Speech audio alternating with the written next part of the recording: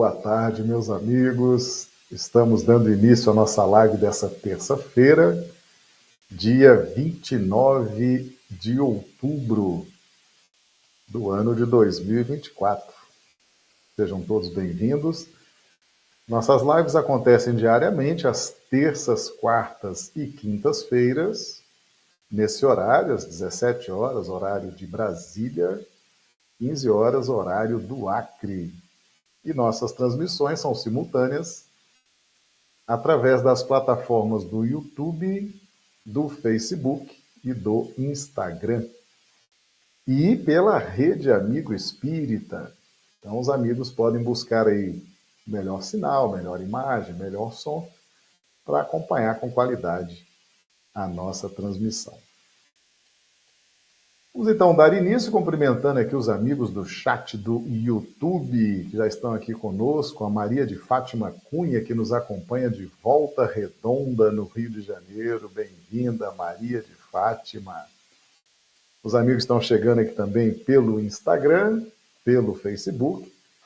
Sejam todos bem-vindos, que nós tenhamos uma tarde maravilhosa de muitos estudos do Evangelho à luz da doutrina espírita. Nós vamos então dar início. Hoje nós vamos falar, aliás, estamos falando já há algumas semanas sobre o sermão profético. O sermão profético está registrado no Evangelho de Mateus, capítulo 24, e nós estamos fazendo um estudo dos versículos de 1 a 14. São 14 versículos. E nós temos os espíritos Bezerra de Menezes, Honório Abreu e Leon Denis comentando cada um desses 14 versículos. Essa obra se encontra no livro Ainda Não É o Fim, da editora Ser. Ainda Não É o Fim. Esse livro ficou muito bom, fica aí uma dica de leitura, né? Esse livro ficou muito bom, ele está fazendo a análise desses primeiros 14 versículos do Sermão Profético. Editora Ser, médium Janaína Farias. E hoje nós vamos fazer uma análise do que trouxe o espírito Honório Abreu ao comentar Mateus 24:3. Está no Sermão Profético, né?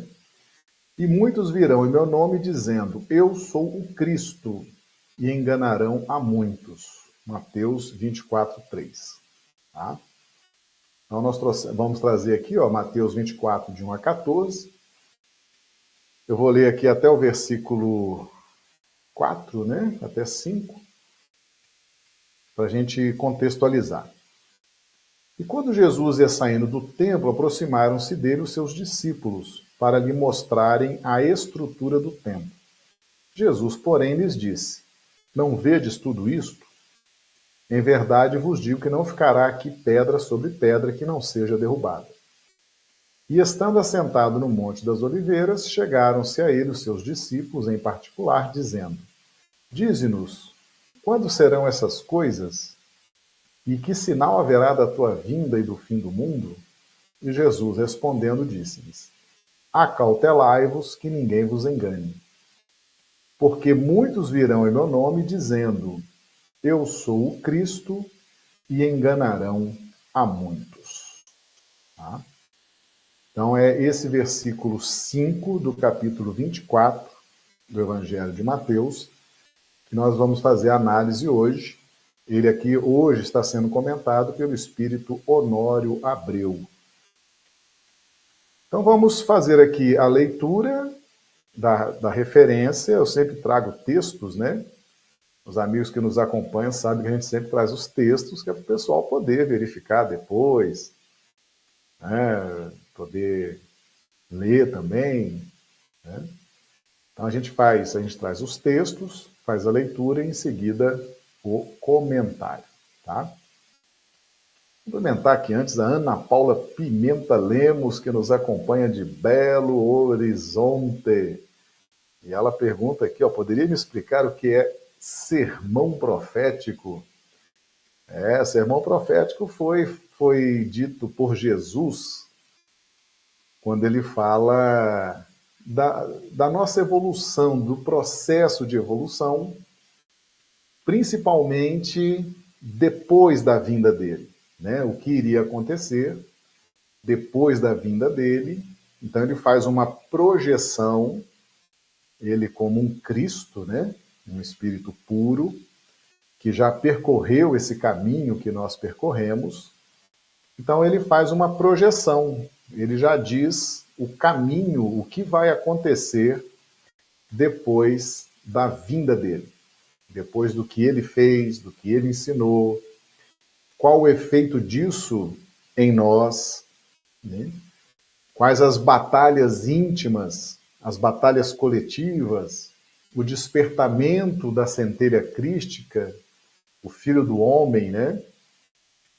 Então, é todo um contexto de orientação, principalmente decorridos alguns séculos da sua vinda, né? Após um longo período de estudo do cristianismo, de vivência do cristianismo, e é um momento delicado, né? É um momento delicado, é um momento em que nós precisamos realmente ter muita cautela, muita sabedoria, para entender esse processo de transformação. O que propõe o Evangelho, né? Se reconhece o verdadeiro espírita pelos esforços que emprega para domar suas más inclinações e efetivar sua transformação moral. Então, esse processo de transformação moral, ele é um processo complexo. Tem muitas idas e vindas, avanços e recaídas, né? Então, Jesus trata disso. Jesus aborda isso com autoridade, né?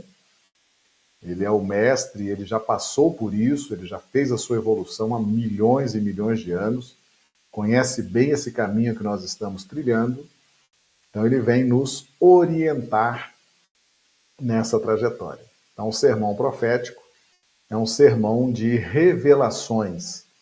As profecias são as revelações. É aquilo que Jesus revela acerca do processo evolutivo, dos perigos, das armadilhas, né, dos esforços. É muito interessante, esse sermão profético é muito interessante. Então vamos ler aqui o texto e depois nós vamos trabalhar. O Honório traz uma questão aqui muito interessante, que é um intercâmbio mediúnico, tá certo? Que é a mediunidade está no mundo inteiro, dentro da doutrina espírita, fora da doutrina espírita, dentro das religiões, fora das religiões. A mediunidade é inerente ao espírito. Não a mediunidade ostensiva. A mediunidade ostensiva, essa que produz os fenômenos, né? A psicofonia, a psicografia, a clarividência, a clareaudiência, né? Fenômenos físicos. Essa mediunidade ostensiva é uma pequena parcela da população que tem.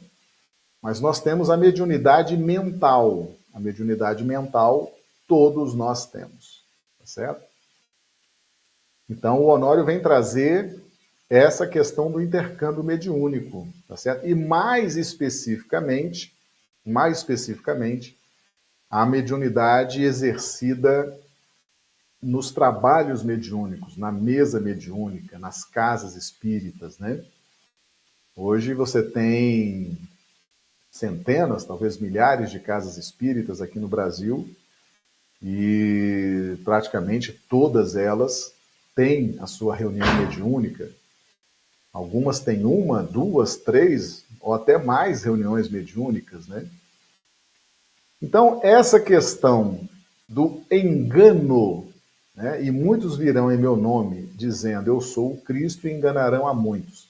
Então, o Honório trabalha esse versículo trazendo anotações importantes sobre o intercâmbio mediúnico. Então, vamos fazer a leitura e depois a gente vai, então, comentar. No que diz respeito à parte experimental da doutrina espírita, aos trabalhos de intercâmbio mediúnico, temos estabelecido um fluxo de informações entre os dois planos da vida, que, por si mesmo, é um instrumento que funcionará para o bem ou a perdição, conforme as intenções, a moralidade, os objetivos e as identidades dos envolvidos nas duas extremidades do processo. Será proveitoso e servirá à evolução coletiva e ao bem comum se as forças encarnadas e desencarnadas associadas estiverem atuando segundo as diretrizes contidas nos códigos evangélicos. Devem, portanto, estar alicerçadas em valores sólidos, e não somente na boa vontade dos encarnados, pois o processo frágil possui peculiaridades que podem se tornar brechas para interferências de todos os tipos. Tal fato faz tardar a vera compreensão da mensagem veiculada, já que ela está isenta de clareza e direção. Portanto, quando nos prestarmos a esse serviço na seara do Cristo, necessitamos compromisso com o estudo sistemático e perseverante, além de engajamento em desenvolver a fé raciocinada, a lógica, o discernimento, o distanciamento da precipitação e do personalismo e o compromisso perpétuo com o progresso e o bem geral. Tudo isso dosado com disciplina e amor fraternal, bondade, tolerância cristã, coragem e cautela. Então veja bem, o intercâmbio mediúnico é a parte experimental da doutrina espírita, certo? É onde acontece ali a parte prática, vamos dizer assim, a parte mais científica, né? Ali você vai ser induzido, você vai ser testado a apresentar conhecimentos, apresentar noções avançadas daquela experiência, né? Não é uma experiência que você entra apenas com a boa vontade. Aliás, o início da experiência é necessário que tenha boa vontade. É o que nos traz, é a boa vontade que abre as portas para a experiência na reunião mediúnica, nos trabalhos de intercâmbio mediúnico. Então, é muito importante que haja essa boa vontade, né? Que ninguém vá obrigado, ninguém vá constrangido para esse tipo de atividade experimental. Tá? Agora, é um ponto inicial que precisa se manter, a boa vontade precisa se manter, mas ela é insuficiente para esse tipo de experiência, tá certo? Tem determinadas experiências que vão exigir de nós mais do que boa vontade. E uma dessas experiências são os trabalhos de intercâmbio mediúnico, ok? Por quê? Porque a nossa boa vontade, a nossa predisposição, ela vai ser bombardeada no dia a dia dos trabalhos mediúnicos. Né? Por quê? Porque esse intercâmbio com o plano espiritual, ele se dá dentro de uma faixa de intenção, de moralidade, de objetivos. É um processo, tá certo? E o que é um processo? Um processo é um caminho de aprendizado, um caminho de experiências, é um caminho de eliminação das ilusões, é um caminho onde nós vamos trocar as ilusões pela humildade, vamos trocar o desconhecimento pelo conhecimento, vamos trocar a inexperiência pela experiência. Então é um processo. É uma etapa setenária com seus ciclos, né? São 7 ciclos. Deus criou o mundo em 7 dias. Então, esses ciclos, esses trabalhos, eles vão exigir de nós muito estudo, vão exigir de nós muito compromisso. Por quê? Porque nós estamos lidando com algo que a gente não vê, tá certo? E isso é muito interessante, né? Porque, veja bem, eu tenho sempre falado aqui no canal, nós temos 5 sentidos. 4 funcionam no escuro. Audição, olfato, paladar, tato. Você ouve, você sente cheiros, você degusta, você sente toques no escuro, sem problema. Mas a visão, ela só funciona onde tiver luz, tá certo? Ela só funciona onde tiver luz. Você precisa de luz para ver, para enxergar, para que esse sentido funcione. Então veja bem, você está numa atividade de intercâmbio mediúnico que você não está vendo. Você não está vendo o plano espiritual. O plano espiritual está numa frequência, numa vibração diferente da frequência e vibração do plano físico. Você não está vendo. No entanto, você está mergulhado nessa experiência em que você não está vendo. Você está ouvindo o espírito, você sente às vezes um cheiro na reunião, tem reuniões que tem cheiro de flor, outras, né, tem cheiros.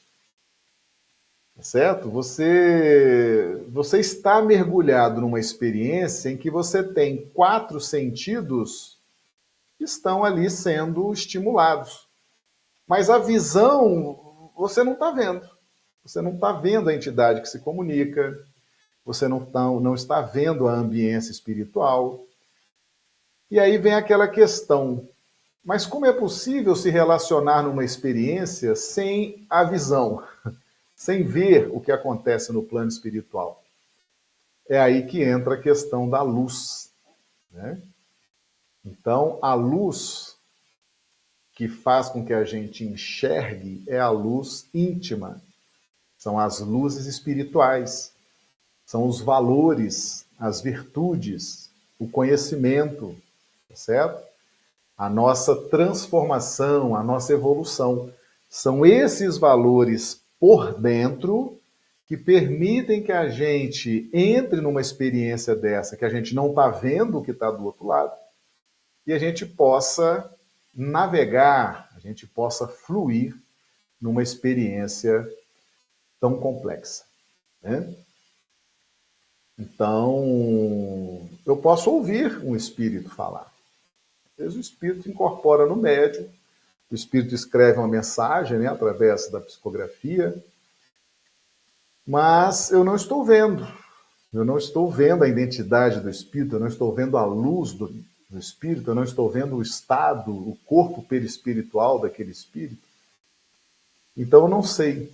Não sei se aquela mensagem é verdadeira, não sei se aquela psicografia é confiável, não sei. Eu preciso ter luzes íntimas, valores internos para avaliar o que os meus 4 sentidos que foram acionados durante os trabalhos de intercâmbio mediúnico, eu preciso avaliar com luzes, valores, evolução, tá certo?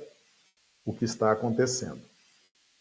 Para que eu desenvolva esse tipo de habilidade, o Honório está dizendo aqui, ó, no último parágrafo. Necessitamos, né, quando nos prestamos a esse serviço na seara do Cristo, então é um serviço, tá? Necessitamos compromisso com o estudo sistemático e perseverante. Sistemático e perseverante, é estudar sempre. Eu sempre digo isso, quando eu falo sobre mediunidade, que as casas espíritas precisam tirar um dia só para estudos de mediunidade. Tá? É muito importante isso, para que haja um estudo sistematizado, um estudo perseverante, porque nós precisamos dessas luzes íntimas para viver essa experiência. Não dá para viver essa experiência sem essas luzes internas, essas luzes íntimas, justamente por causa da grande possibilidade de engano, tá certo? Meus amigos, a questão do engano na atividade mediúnica, ela é antiga na Terra. Moisés, no livro de Deuteronômio, já tinha proibido. Ele proibiu o exercício do intercâmbio mediúnico naquelas bases, nas bases da ignorância, nas bases da emoção, nas bases da curiosidade, né? Nas bases do interesse pessoal. Não dá para você entrar numa experiência dessa natureza em que você não está vendo o outro lado, não dá para entrar com essa ingenuidade. Não dá para entrar sem valores morais, de vulto. Não dá para executar uma experiência dessa sem conhecimento. Nós seremos enganados, tá certo? Então, o Honório foi muito feliz, né? Porque quando você vê, por exemplo, Bezerra de Menezes e Leon Denis analisam esse versículo, trazendo outros ângulos. O Honório traz esse ângulo, coube a ele trazer esse ângulo, né, da mediunidade, nessa questão do engano.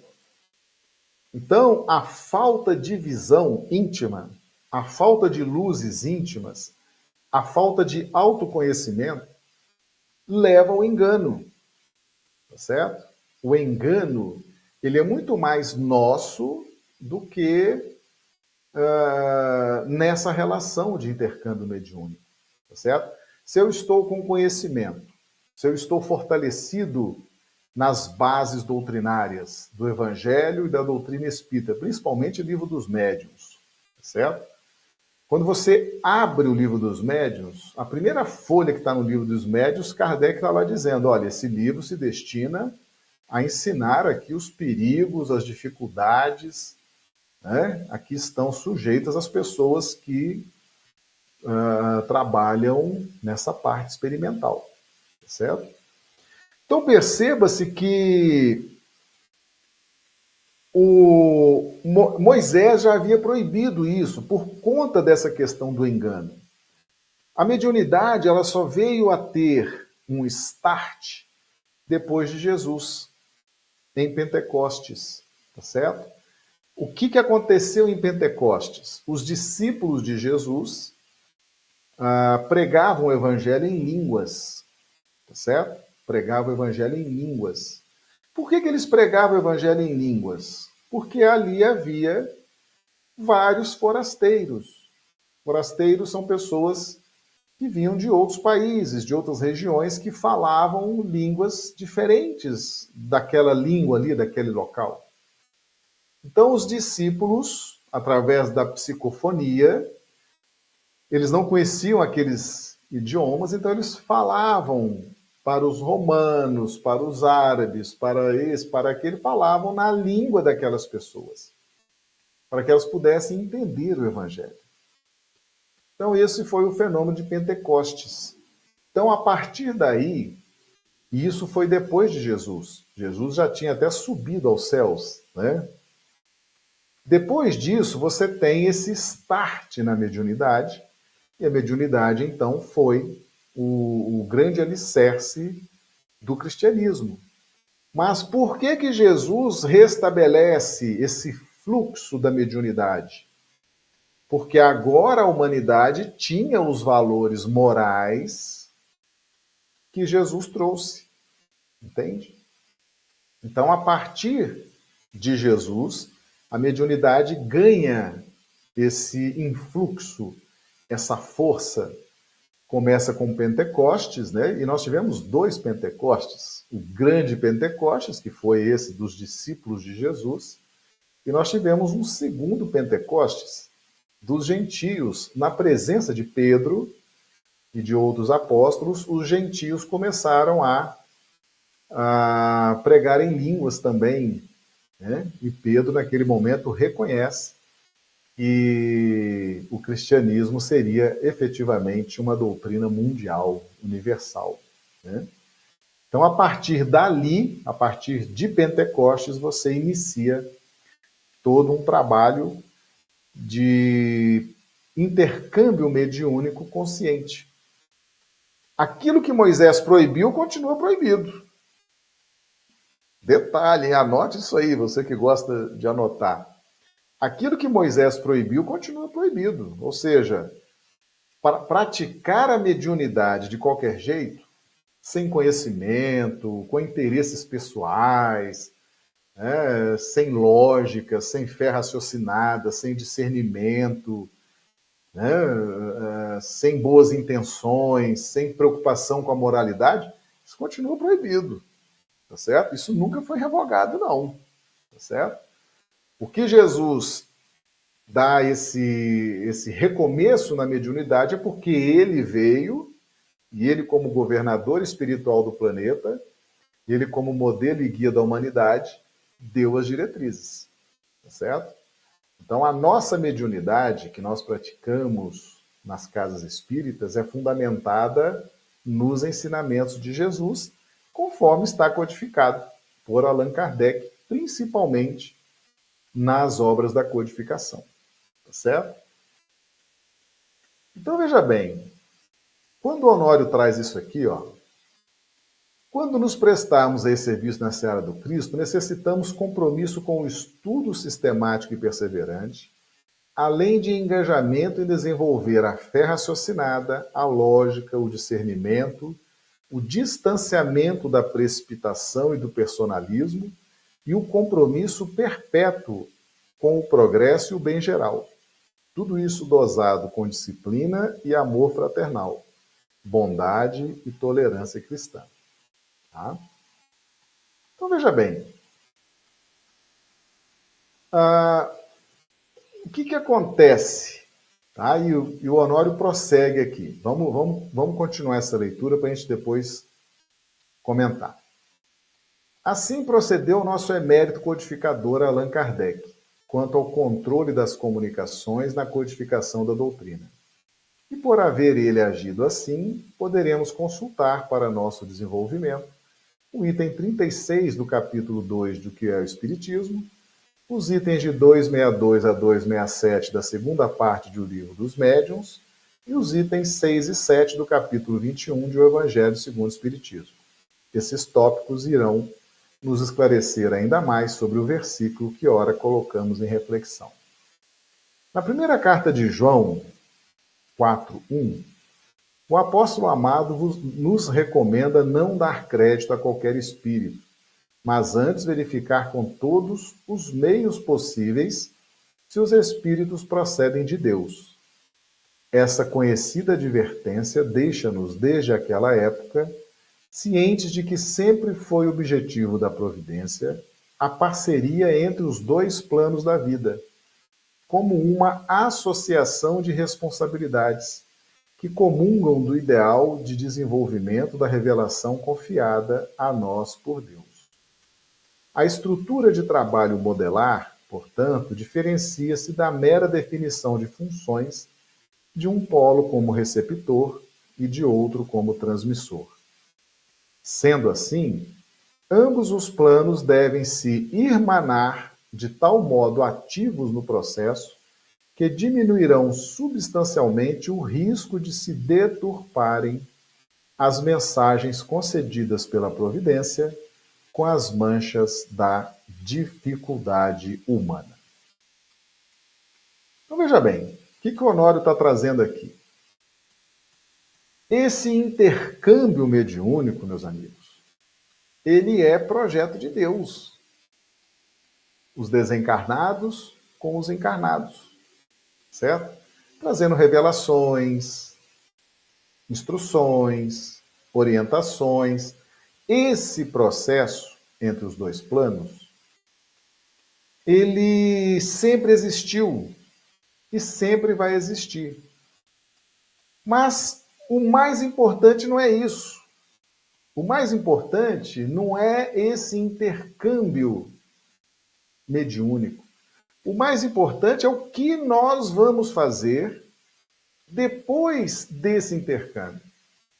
Depois que temos o conhecimento, depois que já estamos mergulhados na experiência, Depois que estamos tendo contato com as revelações espirituais através dos médiuns ostensivos, principalmente, o que nós vamos fazer com esse material? Como é que nós vamos interpretar isso?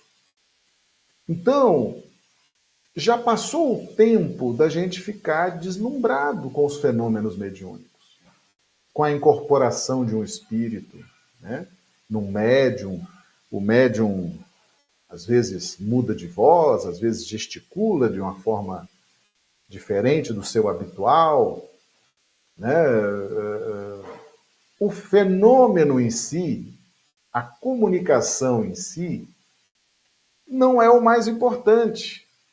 O mais importante é o que nós vamos fazer com essa comunicação. Como é que nós vamos interpretar? Nós sabemos discernir se essa comunicação é verdadeira, se ela é uma comunicação falsa, né? Se ela é uma comunicação zombeteira, a gente usa muito esse termo, né, no centro espírita. Essa é uma mensagem de espírito zombeteiro, né? Essa mensagem é doutrinária, essa mensagem é confiável, esse médium é confiável, né? Então, o que nós vamos fazer depois do fenômeno, depois do transe mediúnico, depois da experiência de intercâmbio mediúnico, tá? Porque essas experiências, elas vão acontecer. Elas acontecem, seja de modo ostensivo, que são os fenômenos que nós observamos, né, a psicografia, a psicofonia, seja através da mediunidade mental, que se dá pela conexão de ondas mentais. Essa não gera fenômenos, como a mediunidade ostensiva. Mas o fato é que é da vontade de Deus que os dois planos estejam se intercomunicando. Esse intercâmbio entre os dois planos, ele é constante, certo? A vantagem é que nós que estamos encarnados, nós estamos vivendo a experiência mais pujante. Por quê? Porque na encarnação nós temos um potencial, há uma dilatação do nosso potencial evolutivo, certo? Quando estamos encarnados, e Jesus trouxe isso, né? Ninguém subiu ao céu, senão aquele que desceu do céu, o Filho do Homem que está no céu. Esse é um versículo áureo de chancela da importância da encarnação. Porque na encarnação nós temos um potencial evolutivo muito grande, principalmente na faixa evolutiva em que nós estamos. Chegará um tempo em que nós vamos conseguir evoluir no plano espiritual, na erraticidade, né, que é o período entre as encarnações, mas para nós agora é muito importante aproveitar a encarnação, aproveitar as circunstâncias nas quais estamos mergulhados, né? Família, profissão, religião, país, idioma, cultura, tudo isso é importante. Meus amigos, a vida se dá na horizontal. Eu até recomendo aos amigos que vejam as nossas estruturas horizontais de evolução e as estruturas verticais de evolução. Temos 2 lives aqui, 2 vídeos no canal, são vídeos recentes. A nossa vida, ela se dá muito na horizontal da evolução, nas circunstâncias da vida, nós estamos encarnados, nós temos muito aprendizado na família, nas nossas relações afetivas com os familiares, na profissão, nas relações com os colegas de trabalho, na casa espírita, na relação com os confrades. A vida se dá na horizontal, tá? E a reunião mediúnica é uma experiência horizontal. Você está ali recebendo através dos sentidos físicos. É uma experiência horizontal. É você que vai verticalizar a experiência, tá certo? Então, Deus lança na matéria e seus sistemas, Deus lança, inclusive, numa reunião mediúnica, para a captação dos nossos sentidos físicos, as revelações. os serviços, as orientações. Cabe a cada um de nós verticalizar a experiência, tá certo? Através do aprimoramento, do despertamento da nossa centelha crística, que aqui na Terra também nós tratamos como o despertamento do Filho do Homem. Então, o Filho do Homem é a possibilidade de despertamento da nossa centelha crística aqui na Terra. Alguém poderia perguntar assim, Marcelo, o meu despertamento da centelha crística, eu vou chegar a ser um Cristo aqui na Terra? Eu vou ter os mesmos conhecimentos, os mesmos poderes de Jesus, a mesma pujança, a mesma luz de Jesus? A minha centelha crística se tornará um Cristo? Eu serei um Cristo aqui na Terra? A resposta é não. A nossa centelha crística, na medida em que a gente vai despertando essa centelha, vai aprimorando, nós chegaremos a um ponto em que será a nós permitido avançar, sair da Terra e estudar em outros orbes mais avançados. Então, a possibilidade de desenvolvimento da nossa centelha crística, o limite dela foi tratado por Jesus como o Filho do Homem. Então, o Filho do Homem é essa possibilidade de expansão da centelha crística, que equivale à nossa evolução consciente, equivale ao nosso foco, à nossa perseverança na transformação moral, no domínio das más inclinações. Quais são as 3 bases fundamentais para a nutrição permanente da centelha crística? Perdão, indulgência, benevolência. Tá certo? Questão 886 de O Livro dos Espíritos. Como que Jesus enxerga a caridade? Perdão, benevolência e indulgência.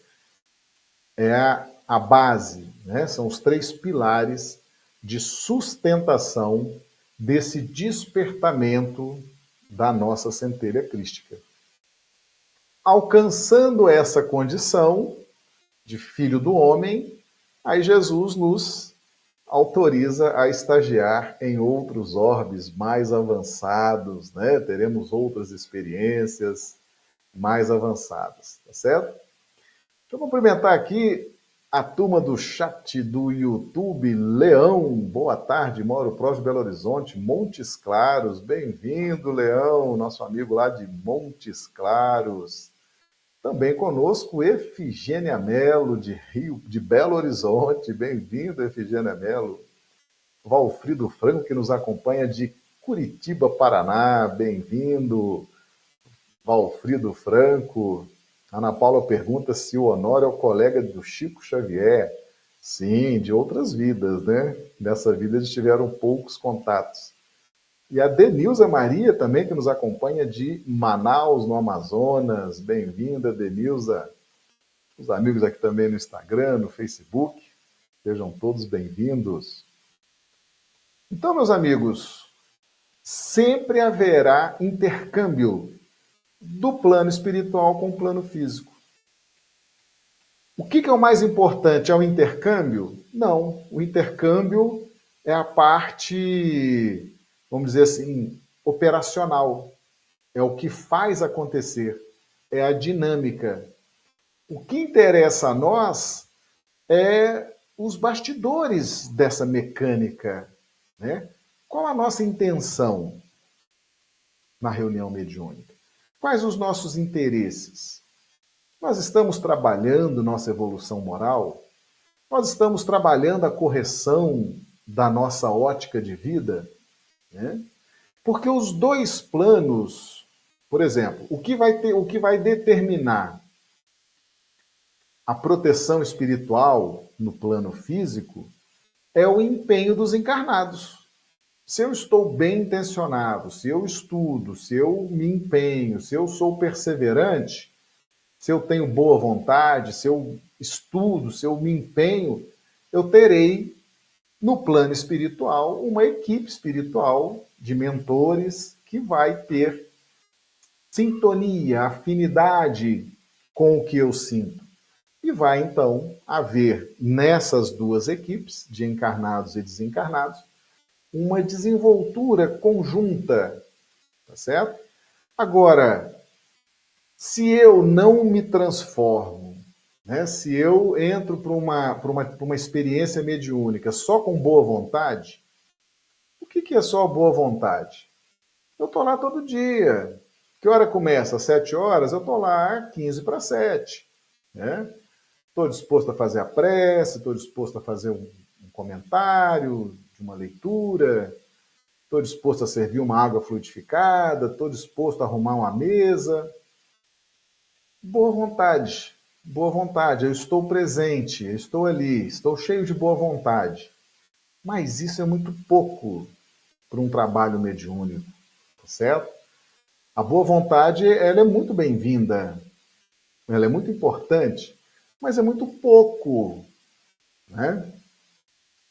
Eu estou, talvez, vivendo uma experiência das mais complexas, que é a atividade mediúnica. Por quê? Porque eu estou lidando com o que eu não estou vendo. E o mais grave, eu estou ouvindo, estou sentindo com outros receptores neurosensoriais, né? Estou ouvindo, estou sentindo odores, estou sentindo aquela movimentação, a agitação dos meus sentidos, mas não estou vendo. Né? E a prática mediúnica é que exige mais luzes internas, para que a gente possa ver a partir dessas luzes. Nós não vamos enxergar o trabalho mediúnico com os olhos. Nós vamos enxergar com a visão da alma, com a visão das luzes espirituais que temos. Por isso que nós precisamos de conhecimento, precisamos de compromisso, precisamos de análise, precisamos estudar Livro dos Médiuns, que é o grande best-seller, é o grande guia das atividades mediúnicas seguras, né? Kardec teve essa preocupação. Kardec traz todos os perigos de uma atividade mediúnica, traz todos os inconvenientes, traz todos os riscos, está tudo ali no Livro dos Médiuns, tá certo? A gente precisa estudar isso, a gente precisa entender isso, né? Para a gente não ser enganado.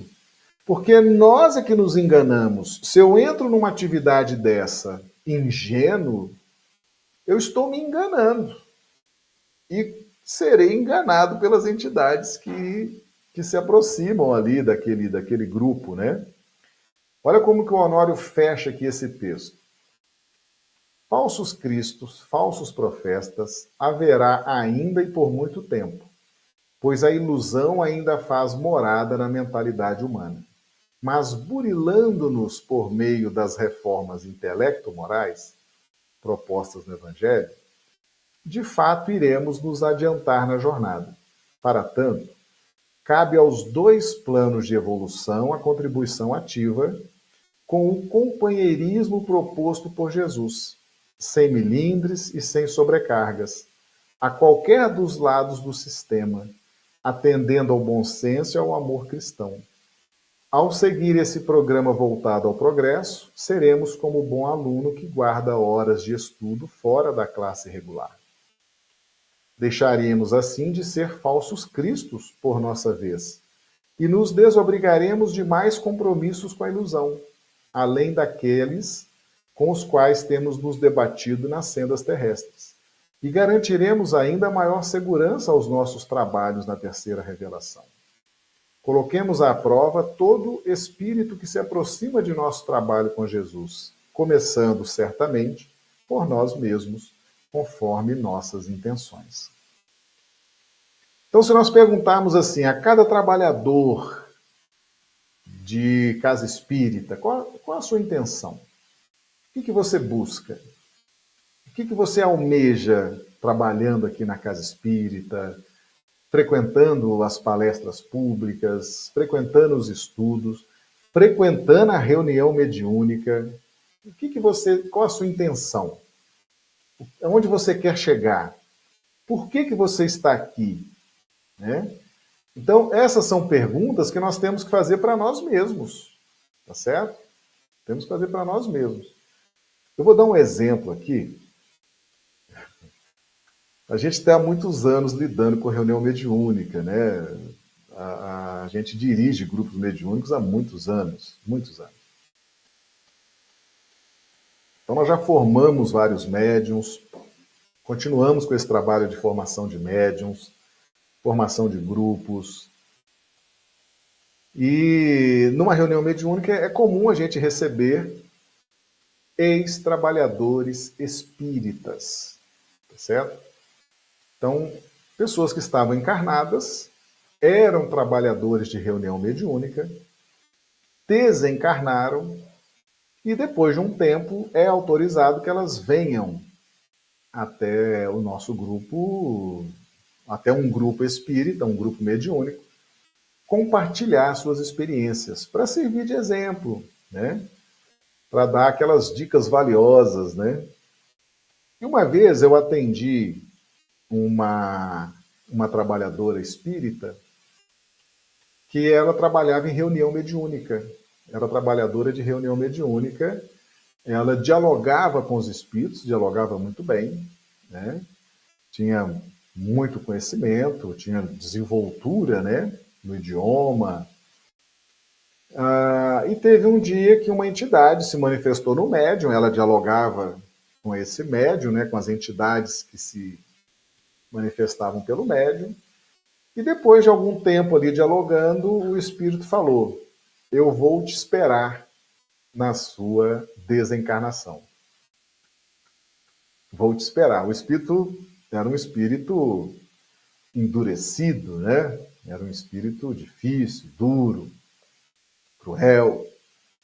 E disse para aquela trabalhadora, para aquela dialogadora: eu vou te esperar depois da sua desencarnação. Estarei aqui te esperando.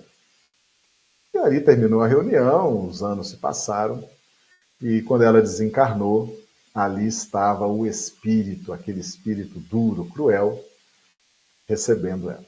E aí ela foi, né, foi muito mal recebida no plano espiritual, passou momentos difíceis, né? Momentos muito difíceis no plano espiritual. E aí depois, então, nós atendemos essa senhora. Ela desencarnada veio e ela estava nos explicando o seguinte: olha, eu era trabalhador espírita, dialogava com espíritos na reunião mediúnica, mas eu vinha para a reunião mediúnica para fugir dos problemas de casa.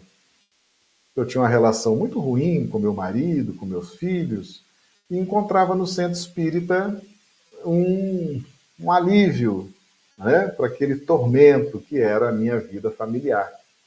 Então eu praticamente vinha todas as noites, todos os dias que tinha atividade no centro espírita, eu vinha como uma forma de escapar daquele tormento que era, daquela dificuldade que era a minha vida familiar. E eu, na verdade, eu nunca avaliei isso, né? Eu nunca fui levado a refletir sobre as consequências disso. Então, quando eu dialoguei com aquele espírito, ele não sentiu sinceridade em mim, né? Porque quando o dialogador conversa com a entidade capta a vibração do dialogador, tá certo? Então, a entidade capta a intenção, capta a vibração, capta o amor, a sinceridade. E aquela entidade não ficou tocada, aquela companheira, aquela dialogadora não transmitia nada disso, porque ela estava no centro espírita para fugir dos problemas de casa, ela não estava ali preocupada com caridade, com transformação moral, ela não estava preocupada com esses valores que são importantes. Resultado, ela permaneceu muito tempo trabalhando, né? Nunca se deu conta da necessidade dessa transformação, dessa autoanálise. Desencarnou muito mal, né? Ela não aproveitou o tempo para fazer as transformações morais e ter o domínio das más inclinações e acabou depois sendo, vamos dizer assim, tendo, né, passando apuros, e nós então tivemos a felicidade de atender essa irmã, e ela testemunhou esses fatos, o que trouxe grande instrução para todos nós, né? Trouxe grandes exemplos de como deve ser a nossa postura íntima nos trabalhos de intercâmbio mediúnico, tá certo? Então é isso que o Honório está dizendo aqui, ó. Coloquemos à prova todo o espírito que se aproxima de nosso trabalho com Jesus, começando certamente por nós mesmos, conforme nossas intenções. Então, o que eu estou buscando no intercâmbio mediúnico? O que eu estou buscando nessa interação com o plano espiritual? Sempre vai haver essa interação. É da lei de Deus que os dois planos interajam, né? Tenham esse intercâmbio. Mas qual a minha intenção? Qual o meu desejo? Certo? Eu estou ali para quê? Por quê? Se eu me mantenho nessa faixa de neutralidade e de indiferença, meus amigos, eu estou me enganando, porque eu não estou ali para isso, eu estou ali para me transformar, então eu estou me enganando. Se eu vou para uma reunião mediúnica, só como diz o outro, só para cumprir tabela, né? Só para ficar ali admirando as passividades e ouvindo ali os espíritos, eu estou me enganando. Posso até estar achando aquilo muito lindo, muito interessante, muito extraordinário, mas eu estou me enganando, porque eu não estou ali para isso. O grande objetivo desse tipo de serviço é a transformação moral, é a reforma íntima, a reforma intelecto-moral. Se eu não estou me empenhando nisso, eu estou me enganando. E uma vez que eu permaneço me enganando, eu serei enganado pelas entidades. Por quê? Porque vai me faltar as bases, vai me faltar os conceitos, vai me faltar aquele estudo aprofundado daquela atividade. É muito interessante, a gente, quando desenvolve alguma atividade profissional, a gente tem medo, né? A gente tem medo de ser despedido, de ser mandado embora, não conseguir pagar as contas, então a gente estuda. A gente quer conhecer os códigos, quer conhecer os decretos, quer conhecer as regras, quer conhecer os manuais, quer fazer o melhor no nosso emprego. Por quê? O medo de ser mandado embora, tá certo? O medo de ser mandado embora. Então a gente se esforça. Na reunião mediúnica é a mesma coisa. Uma hora eu vou trazer o estudo aqui da parábola do mordomo infiel, né? Que ali o Senhor diz que ele ia dispensar o mordomo, né? É um ensinamento muito interessante, encaixa bem nesse estudo, né? Então, se eu me esforço tanto no meu trabalho para permanecer no emprego, para galgar cada vez mais conhecimento, mais segurança no meu emprego, né, que é onde eu tiro o meu sustento, pago minhas contas por que eu vou entrar numa reunião mediúnica que é um trabalho, é um serviço complexo, vou entrar despreocupado, vou entrar neutro, vou entrar indiferente, como se aquilo não tivesse consequência, né? Como se aquilo se eu não fosse mandado embora, entre aspas. Por isso que uma hora eu vou trazer esse estudo aqui da parábola do mordomo infiel, que é um estudo muito interessante. Meus amigos, com a mesma sede, com a mesma gana, com a mesma vontade que eu entro para defender um prato de comida, para defender meu salário, para defender meu emprego, para defender meu bem-estar na faixa horizontal da evolução, eu tenho que entrar com essa mesma vontade para os trabalhos de intercâmbio. Eu preciso conhecer, eu preciso desenvolver uma perícia, uma inteligência, uma sensibilidade. Preciso conhecer aquele ambiente. Preciso entender o que é um espírito zombeteiro, o que é um espírito enganador, o que é uma mensagem apócrifa, né? Por que determinados espíritos se manifestam por determinados médiuns e não por outros? Né? Por que determinados grupos têm uma determinada prevalência de assuntos, de revelações, outros já têm outro tipo de revelações? Isso tudo são assuntos que nos interessam muito, fazem parte da nossa evolução espiritual, tá certo? Então é preciso se conhecer. Eu sou trabalhador de reunião mediúnica, eu sou trabalhador de casa espírita, eu preciso me conhecer. O que eu estou fazendo ali? Eu estou passando meu tempo? Eu estou fugindo de casa, que eu não suporto a minha esposa, meu marido, meus filhos? Eu estou fugindo de casa para ter alguma paz ali, para ser tratado como irmão, como irmã, a paz de Jesus? O que eu estou fazendo no centro espírita? Qual o meu desejo? Qual a minha intenção? Qual o meu objetivo? Eu estou ciente que eu estou numa instituição em que é importante a transformação moral, desenvolver o domínio das más inclinações. Eu estou me dando conta disso? Ou eu estou indo ali para passar o tempo, para dormir nas aulas, para ficar ali conversando, para ficar ali matando o tempo? Entende? Então, na medida que eu me engano, na medida em que eu não tenho um objetivo, uma finalidade nobre, meus amigos, eu serei uma vítima fácil do engano que vem de fora. Porque se eu não me preparo, se eu não estudo, se eu não busco as bases, né, as reformas intelecto-morais, eu serei uma vítima fácil dos enganos que vêm do plano espiritual. Como é que eu vou lidar com algo que eu não estou vendo, despreparado, desprotegido, desamparado? Então eu preciso investir em mim, eu preciso conhecer, eu preciso ver o que eu estou fazendo ali, o que eu quero, qual a minha intenção, né? Para que a gente possa entender o sermão profético, né? E muitos virão em meu nome dizendo, eu sou o Cristo, e enganarão a muitos. Há um ditado popular que diz que só os lobos caem em armadilhas de lobos, né? Isso é uma grande verdade, tá certo? Se a gente não se prepara, se a gente não estuda, se a gente não cresce, se a gente não evolui, a gente se engana, e a gente se enganando, nós seremos enganados pelos espíritos, pelos encarnados, tá? Então, é muito importante ter essa preparação, tá bom?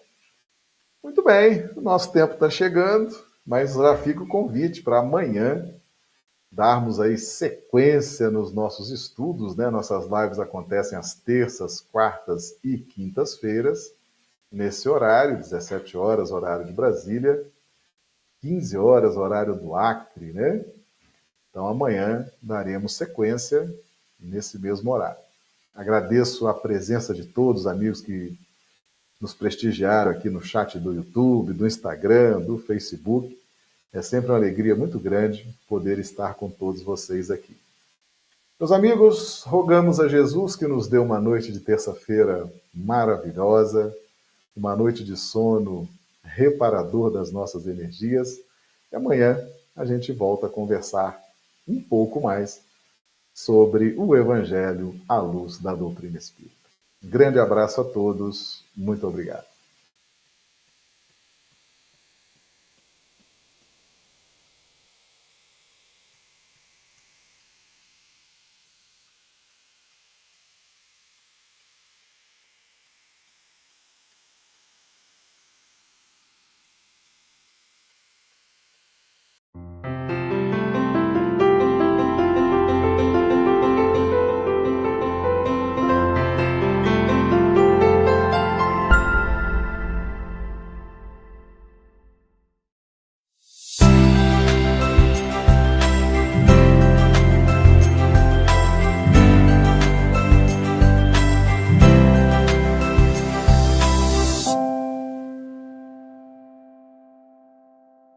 Milhão de amigos é o que a Rede Amigo Espírita deseja conquistar em seu canal no YouTube. E você, amigo espírita, pode ajudar. Convide 5 amigos para se inscreverem em nosso canal e ligarem o sino de alerta. Além de atingir a meta de 1 milhão de amigos, todos serão sempre avisados de novos vídeos e transmissões ao vivo no YouTube. Acesse agora raitv.com.br. Rede Amigo Espírita, divulgando, instruindo e unindo.